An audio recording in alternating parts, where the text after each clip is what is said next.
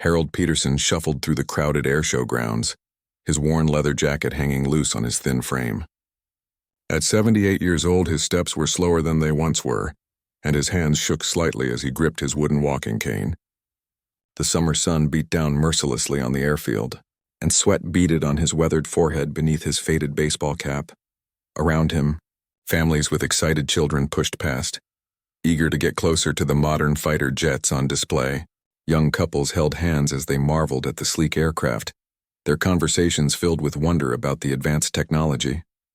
Harold moved against the flow of the crowd, heading toward a quieter section of the show where fewer people gathered.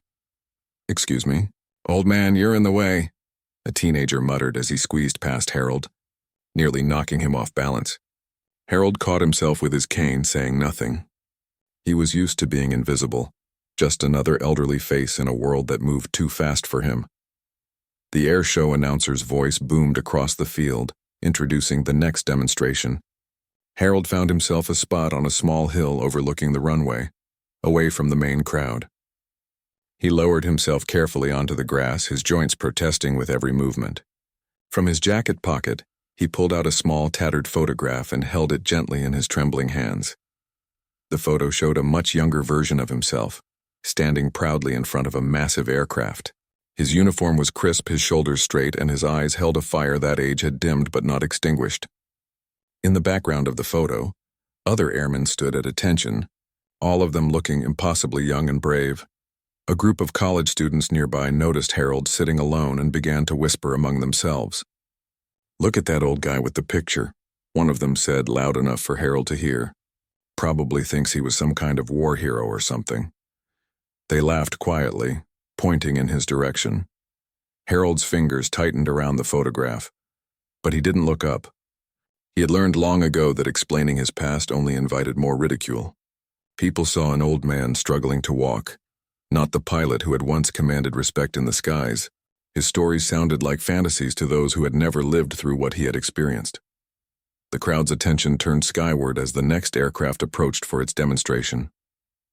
Harold tucked the photograph back into his pocket and lifted his eyes to watch. Despite everything, his heart still raced when he heard the familiar sound of jet engines. Some things never changed, no matter how old you got. As he sat there alone on the hill, Harold remembered the weight of responsibility he once carried.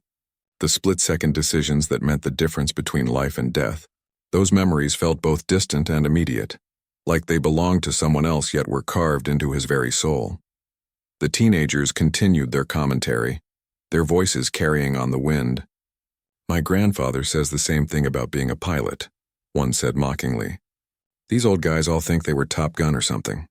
More laughter followed, but Harold remained focused on the sky, waiting for something that only he knew was coming.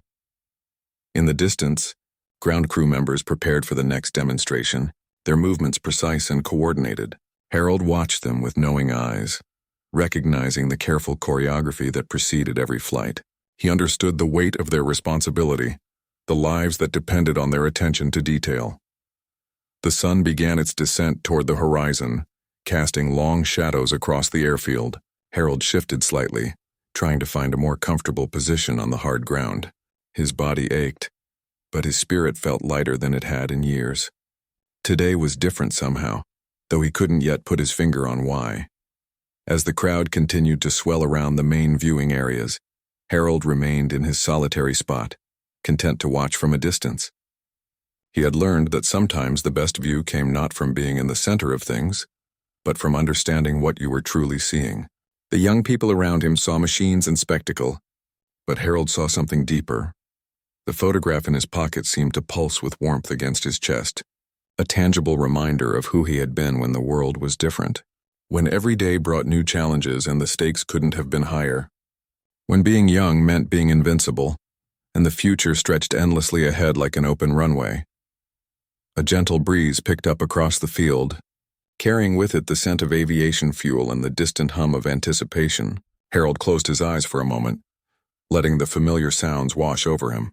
In his mind, he was young again, standing on a different airfield decades ago, preparing for a mission that would change everything. The crowd grew restless as delays pushed the afternoon schedule behind. Children whined in the heat while their parents checked their phones and complained about the wait. Harold remained patient, his eyes scanning the empty sky with the practiced gaze of someone who had spent countless hours watching for aircraft. "Ladies and gentlemen," the announcer's voice crackled over the loudspeakers, "we apologize for the delay. Our final demonstration has been moved to accommodate a special aircraft that wasn't originally scheduled." The crowd murmured with curiosity, some people starting to pack up their chairs and head for the parking lots. A young boy, maybe 10 years old, broke away from his family and approached Harold. "Mister, what's in the picture?" he asked innocently, pointing to Harold's jacket pocket where the corner of the photograph peeked out. His parents quickly hurried over, embarrassed by their son's boldness. "Tommy, don't bother the man," his mother said, taking the boy's hand. "I'm so sorry," she apologized to Harold. "He's just curious about everything." Harold looked at the boy's eager face and felt something stir inside him. "It's all right," he said softly. "Would you like to see?" He carefully pulled out the photograph and showed it to the child. The boy's eyes widened as he studied the image of the young airman. "Is that really you?" Tommy asked in amazement. "You were a pilot?" Before Harold could answer, the boy's father stepped in. "Come on, Tommy, the man's probably tired. Let's go find some ice cream." He gave Harold a polite but dismissive nod, clearly not believing that this frail old man could have been the confident pilot in the photo. As the family walked away, Harold heard the father say quietly to his wife, "Poor old guy probably bought that picture at a flea market. You know how they get at that age, making up stories about their past." Harold's shoulders sagged slightly, but he carefully tucked the photograph back into his pocket. He had stopped trying to prove himself years ago. The truth didn't need an audience to remain true. More families began leaving as the afternoon stretched on, their patience exhausted by the heat and delays. The teenagers who had mocked him earlier were among those heading for the exits, their attention already turned to dinner plans and evening entertainment. Harold watched them go without feeling or resentment. Suddenly, a different sound filled the air. It was subtle at first, almost lost in the ambient noise of the crowd, but Harold's trained ear picked it up immediately. A low, rhythmic humming that seemed to come from everywhere and nowhere at once. He sat up straighter, his heart beginning to race. The remaining crowd fell silent as the sound grew stronger. It was unlike anything they had heard from the other aircraft demonstrations. This sound had a quality that seemed to vibrate through the ground itself, making people stop and look around in confusion. Harold knew that sound. He had heard it only a handful of times in his life, but it was unmistakable. His hands began to shake, not from age this time, but from recognition and emotion. After all these years, he was hearing it again. The announcer seemed as confused as everyone else. "Ladies and gentlemen, we're not sure what aircraft is approaching, but please remain in your seats for safety." A young man standing near Harold squinted at the sky. "I don't see anything up there." "Where's that sound coming from?" His girlfriend checked her phone, trying to identify the unusual noise they were all hearing. Harold slowly pushed himself to his feet, using his cane for support. His eyes were fixed on a point in the sky that appeared empty to everyone else, but he knew better. He knew exactly what was coming, even if he could hardly believe it himself. The sound grew more distinct, more powerful. Children who had been restless moments before now stood quietly next to their parents, sensing that something extraordinary was happening. The few hundred people remaining at the air show turned their faces skyward, searching for the source of the mysterious sound. Harold's weathered hand instinctively went to his pocket, touching the photograph through the fabric. His mind raced back through the decades to classified missions and sworn secrets, to technology so advanced it seemed like science fiction. He remembered briefings about aircraft that didn't officially exist, about pilots who flew machines that pushed the boundaries of what was possible. The other spectators began pointing and murmuring as they strained to see whatever was creating the incredible sound. Some took out their phones to record, though they weren't sure what they were recording. The air itself seemed to shimmer with anticipation. Harold remained perfectly still, his aged body forgotten as his pilot's instincts took over. He could read the sky like others read books, and what he was reading now filled him with awe and disbelief. After 50 years of silence, after decades of being dismissed as just another old man with fading memories, the impossible was about to happen. The mysterious humming grew stronger, and suddenly the air itself seemed to ripple. Harold's breath caught in his throat as the impossible became visible. A triangular shadow began to form against the blue sky, so subtle at first that most people missed it completely. But Harold saw it immediately. "There!" someone in the crowd shouted. "Do you see that?" A collective gasp rose from the remaining spectators as the B-2 Spirit bomber gradually materialized above them, its stealth technology making it appear like something emerging from another dimension. The massive aircraft seemed to float silently despite its incredible size, its bat-like wings stretching wider than most people could comprehend. Harold's eyes filled with tears as he watched the magnificent machine cut through the sky.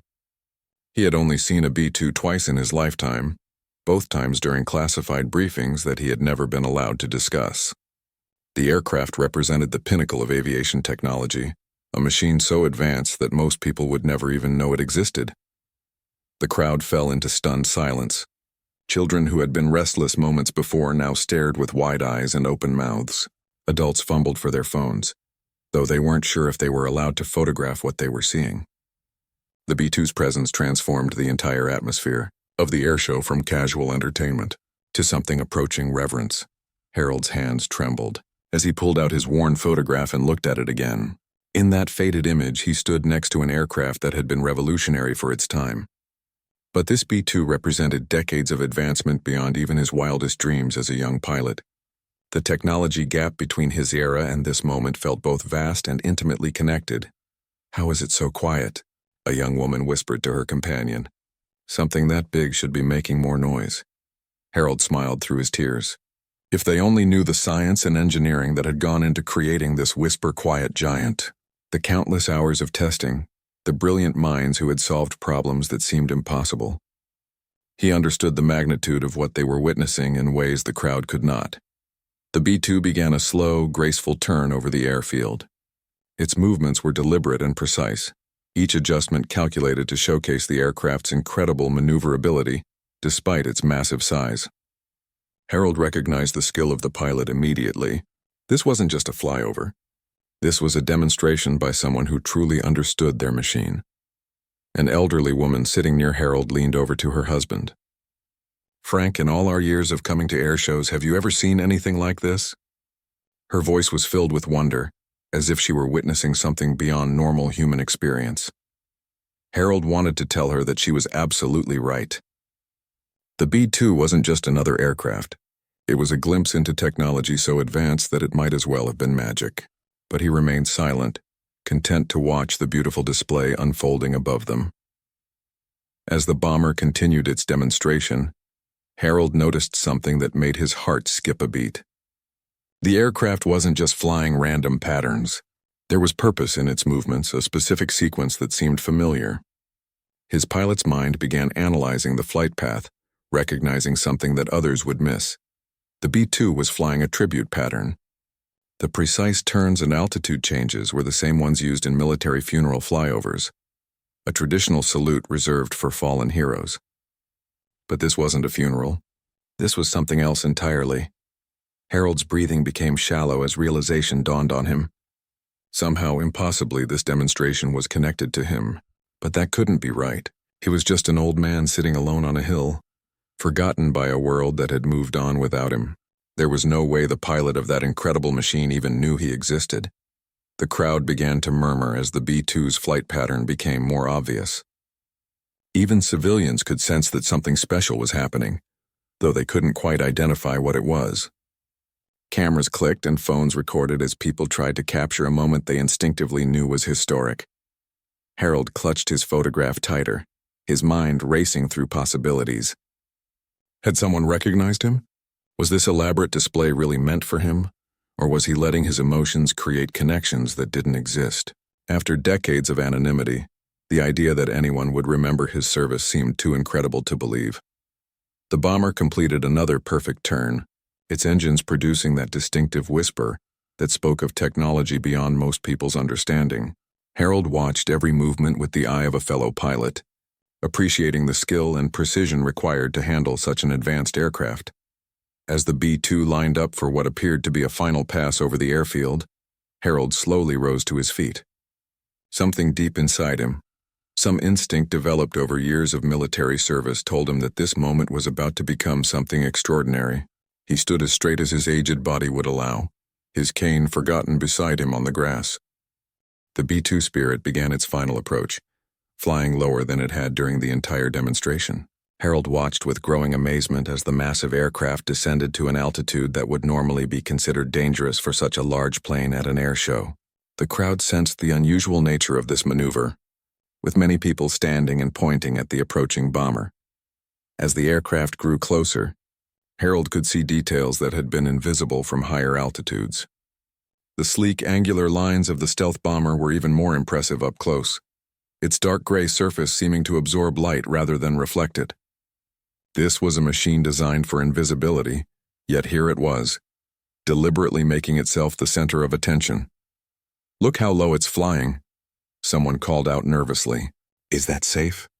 Harold knew it wasn't just safe, it was intentional. The pilot was bringing the B-2 down to an altitude where individual people on the ground could be seen clearly from the cockpit. This wasn't about showing off the aircraft to the crowd anymore. This was about making contact with someone specific. The bomber's flight path was taking it directly over Harold's position on the small hill. His heart pounded as he realized that this couldn't be a coincidence. Somehow, impossibly, the pilot knew exactly where he was standing. But how could that be? Harold had told no one about coming to the air show. He had bought his ticket at the gate and walked to this quiet spot alone. As the B-2 approached his position, Harold did something he hadn't done in decades. Moving purely on instinct, he straightened his shoulders and brought his right hand up in a crisp military salute. His aged body remembered the motion perfectly, muscle memory from a lifetime of service overriding the weakness of advanced years. The aircraft was now close enough that Harold could see the cockpit, a dark window in the center of the bomber's angular nose. For a brief moment as the B-2 passed directly overhead, Harold could swear he saw movement in that cockpit window. Then something happened that made the entire crowd gasp in unison. The massive aircraft suddenly stopped moving forward. The B-2 Spirit, weighing over 150,000 pounds and traveling at tremendous speed, came to what appeared to be a complete halt directly above Harold's position. The laws of physics should have made such a maneuver impossible, yet there it was, hovering like a giant metallic bird of prey. "How is it doing that?" a teenager shouted in disbelief. "Planes can't just stop in midair." But Harold knew better. The B-2 wasn't actually stopped. It was performing one of the most advanced aerial maneuvers possible, using its incredible technology to maintain position while appearing motionless. The skill required to execute such a maneuver was beyond the capabilities of most pilots, even experienced ones. The crowd fell completely silent, sensing they were witnessing something extraordinary. Phones were held high, recording a moment that none of them would ever fully understand. The massive bomber hung in the sky like a dark angel, its presence both beautiful and intimidating. From his position beneath the aircraft, Harold maintained his salute. His arm, which had been shaking with age just moments before, was now steady as a rock. Tears streamed down his weathered cheeks, but his military bearing remained perfect. He stood at attention in a way he hadn't in 50 years. Then, in a gesture that would be talked about for decades to come, the B-2's wings moved. It was subtle, but unmistakable. The aircraft's massive wings dipped slightly to the left, then to the right in the traditional wing waggle that pilots had used to acknowledge each other since the earliest days of aviation. The bomber was returning Harold's salute. The crowd erupted in amazement. People who had been taking pictures and videos now stood with their devices forgotten, simply staring at this impossible exchange between an old man and the most advanced aircraft in the world. Children asked their parents what was happening, but the adults had no answers. Harold felt his knees weaken, but he forced himself to remain upright. The magnitude of what was happening was almost too much to process. Someone in that cockpit knew who he was. Someone had gone to extraordinary lengths to find him and honor him in a way that defied explanation. The B-2 maintained its position for what felt like an eternity, but was probably only seconds. In that frozen moment, Harold felt a connection that bridged decades of silence and anonymity. He was no longer just an old man that people walked past without seeing. He was a pilot being acknowledged by another pilot in the most spectacular way imaginable. Slowly, the bomber began to move again, resuming its forward flight. But before it departed completely, the aircraft performed one final maneuver that left no doubt about the intentional nature of what had just occurred. The B-2 executed a perfect barrel roll, its massive form rotating gracefully through the sky in a display of aerial artistry that seemed to defy the laws of physics. As the bomber disappeared into the distance, Harold finally lowered his salute. His arm fell to his side and he would have collapsed if not for his cane. The crowd around him began to buzz with excitement and confusion, but Harold heard none of it. He was lost in a moment of recognition and honor that he had never expected to experience. The silence that followed the B-2's departure was deafening. For several long moments, the entire crowd remained motionless, as if afraid that speaking might somehow diminish the magic of what they had just witnessed. Harold stood trembling on his hill, still processing the impossible honor he had just received. Then the spell broke, and everyone seemed to start talking at once. "Did you see that?" Voices called out from across the airfield. "The plane actually saluted that old man." Cell phones were immediately checked to see if the incredible moment had been captured, and social media began buzzing with videos and photos of the unprecedented display. The college students who had mocked Harold earlier were among the first to approach him. Their expressions completely transformed. "Sir," one of them said hesitantly, "we're so sorry about what we said before. We had no idea who you were." Harold looked at them with kindness in his weathered eyes. "You couldn't have known," he said quietly. "I've been just another old man for a very long time." Young Tommy, the boy who had asked about the photograph, broke free from his parents again and ran up the hill toward Harold. This time his parents followed more slowly, their skepticism replaced by curiosity and respect. "Mister," Tommy said breathlessly, "that big plane knew you, didn't it?" Before Harold could answer, Tommy's father stepped forward, his face flushed with embarrassment.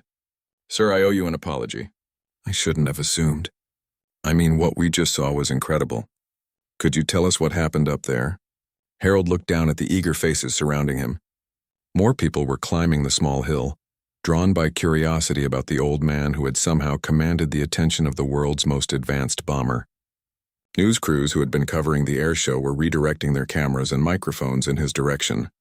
"It's a long story," Harold said softly, pulling out his worn photograph once again, but now instead of hiding it, he held it up for everyone to see.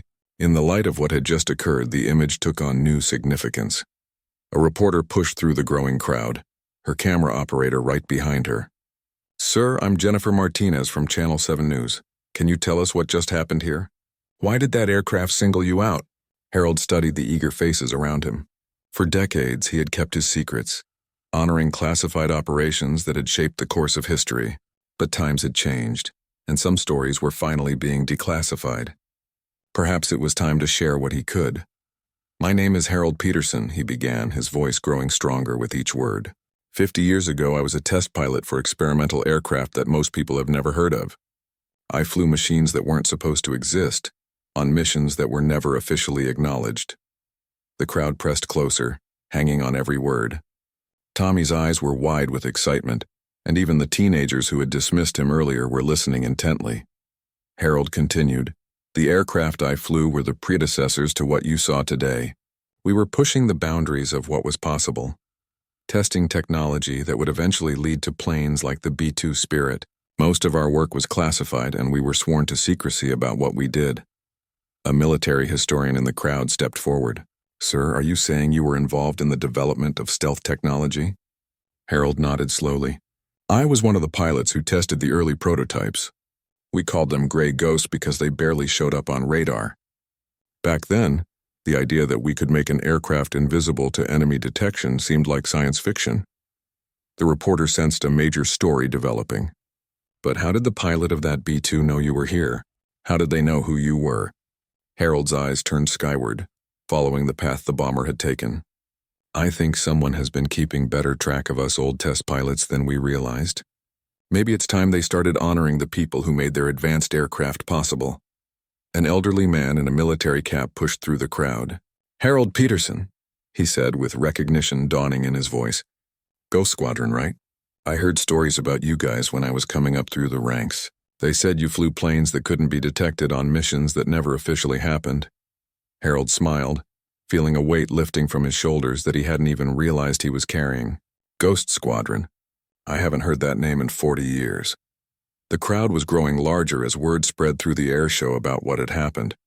People who had left early were returning, desperate not to miss meeting the mysterious old man who had commanded such an extraordinary display of respect. "Tell us more," Tommy pleaded, tugging on Harold's jacket. "What kind of planes did you fly?" Harold looked at the boy's eager face and made a decision. After decades of silence, it felt good to finally share his story with people who wanted to hear it. The classified nature of his work was largely obsolete now, and the pilot of that B-2 had essentially given him permission to speak by acknowledging him so publicly. "Well," Harold said, settling down on the grass and gesturing for everyone to gather around. "It all started in 1967, when they asked for volunteers to test aircraft that officially didn't exist." Harold's voice carried across the hillside as more people gathered to hear his story. The harsh afternoon sun had begun to soften, casting long shadows across the airfield. But no one seemed to notice the passing time. They were all captivated by the tales of a man whose existence had been erased from official records for half a century. "The first plane I tested was called the Have Blue," Harold continued, his memory becoming clearer with each detail he shared. "It looked like something from outer space, all angular surfaces and strange edges. The engineers told us it was designed to scatter radar waves instead of reflecting them back." Tommy sat cross-legged on the grass directly in front of Harold, his young mind absorbing every word. "Did it really work?" he asked breathlessly. Harold chuckled, a sound that seemed younger than his years. "The first time we took it up, the radar operators on the ground called in to ask if their equipment was broken. They could see us with their eyes, but their screens showed nothing. It was like flying a ghost." The military historian scribbled notes frantically. "These test flights, they were the foundation for everything that came after, weren't they? The F-117, the B-2, all of modern stealth technology?" "We were learning as we went," Harold replied. "Every flight taught us something new about how to hide in plain sight. Some days we'd test radar signatures. Other days it was about sound suppression or heat masking. We were literally writing the book on stealth warfare." Jennifer Martinez held her microphone closer, sensing this was the story of a lifetime. "How many of you were there? Other test pilots working on these secret programs?" Harold's expression grew somber. "There were 12 of us in the original Ghost Squadron. We all knew the risks. These were experimental aircraft with unproven technology. Not all of us made it home from every mission." He paused, his fingers unconsciously touching the photograph in his pocket. "What happened to the others?" someone in the crowd asked softly. "Some died testing aircraft that pushed too hard, too fast.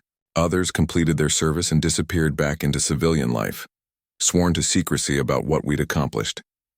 A few stayed in the military and went on to train the next generation of stealth pilots." Harold looked up at the sky where the B-2 had performed its incredible salute. "I always wondered if anyone would remember what we did. The missions were classified, the aircraft officially didn't exist, and we were forbidden from talking about our service. After a while, it felt like we had been erased from history." The crowd had grown to several hundred people, with airshow attendees, reporters, and even some of the day's earlier performers gathering to hear Harold's testimony. The teenager who had bumped into him earlier pushed forward, his face red with shame. "Sir, I'm really sorry about what I said before. I called you just an old man, but you're like a real hero." Harold reached out and gently touched the young man's shoulder. "You weren't wrong. I am just an old man. But sometimes old men have stories worth hearing, even if they've been quiet about them for a long time." An older woman in the crowd spoke up. "My late husband was in the Air Force during the 70s.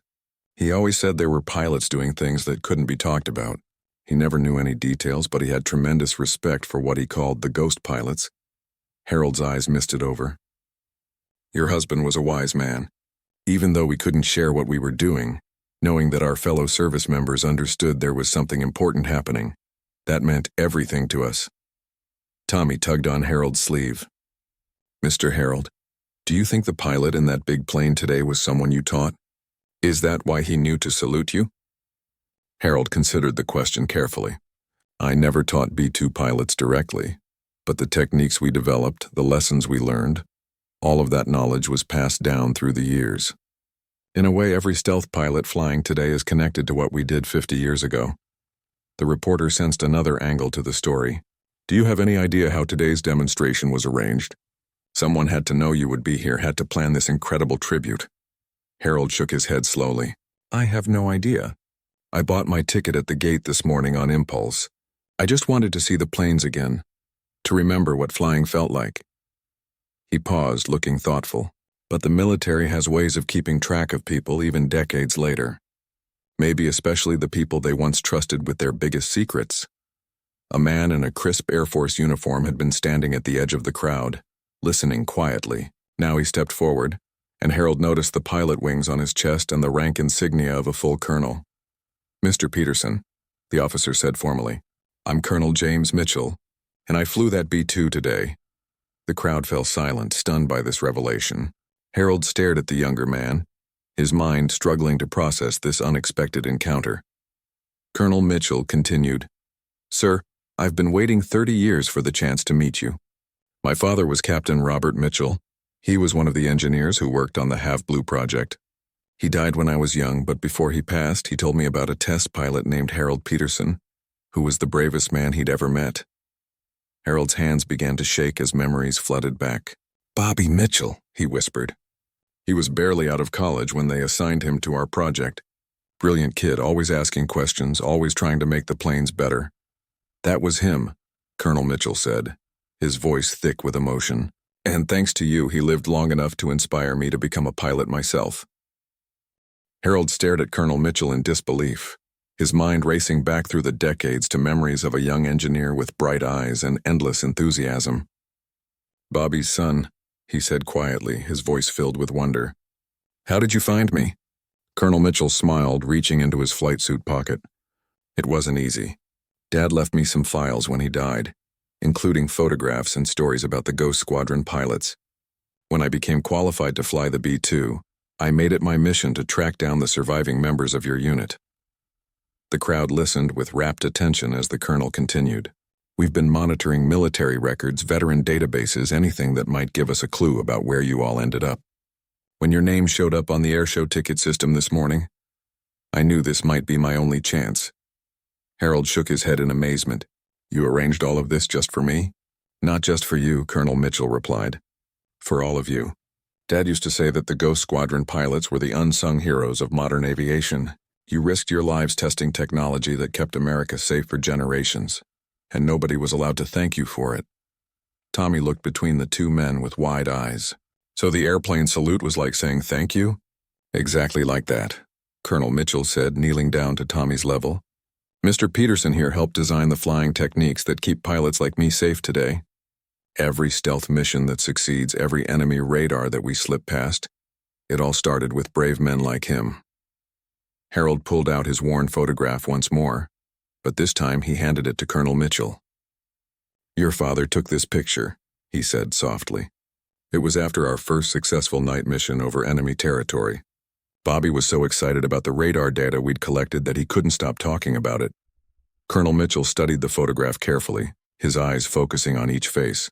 "Dad had a copy of this picture on his desk until the day he died. He used to point to you and tell me stories about the pilot who never lost his cool, no matter how dangerous things got." The reporter stepped closer, recognizing the historical significance of this moment. "Colonel Mitchell, can you tell us about the maneuver you performed today? The way your aircraft seemed to stop in midair?" "That's called a controlled hover maneuver," Mitchell explained to the fascinated crowd. "It's one of the most difficult techniques a B-2 pilot can perform, and it was inspired by something Mr. Peterson did 50 years ago in an experimental aircraft that was far less stable than mine." Harold looked surprised. "You know about the Aurora incident?" "Dad documented everything," Mitchell said with a grin. "How you managed to hold that prototype in a stationary hover while enemy fighters passed right underneath you. They never saw you because you were doing something they thought was impossible." The military historian looked up from his notes. "Are you saying that today's demonstration was a recreation of an actual combat mission?" Harold nodded slowly. "It was 1969 over North Vietnam. We were testing whether the stealth technology would work in real combat conditions. When those MiGs appeared below us, I had two choices: run and risk being detected, or try something that had never been attempted in combat. And you chose to hover directly above them," Colonel Mitchell added proudly. "Dad said it was the gutsiest piece of flying he'd ever witnessed." The crowd was completely silent now, understanding that they were hearing about classified military history that was being revealed for the first time. Harold looked around at all the eager faces and made a decision.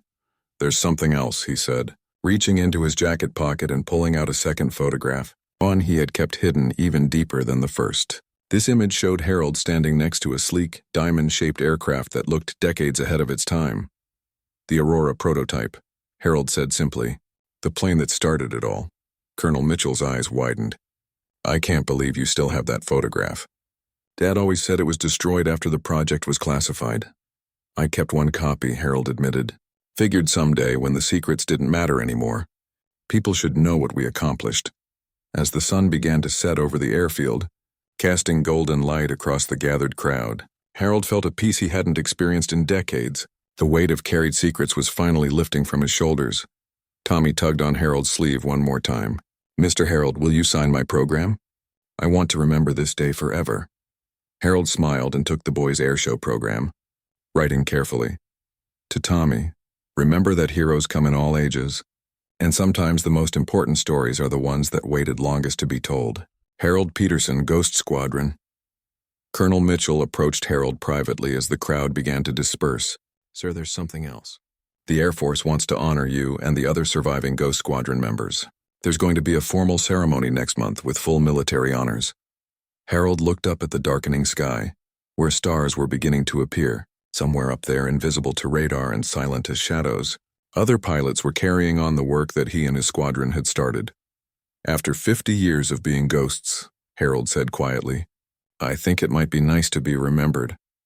As the evening deepened and the crowd finally began to leave, Harold remained on his small hill no longer alone. Colonel Mitchell sat beside him, and young Tommy had convinced his parents to stay a little longer. Together they watched the stars appear overhead, each one a reminder that some stories are worth waiting a lifetime to tell. The old man who had shuffled anonymously through the crowd that morning was gone. In his place sat Harold Peterson, test pilot, hero, and guardian of secrets that had finally found their voice.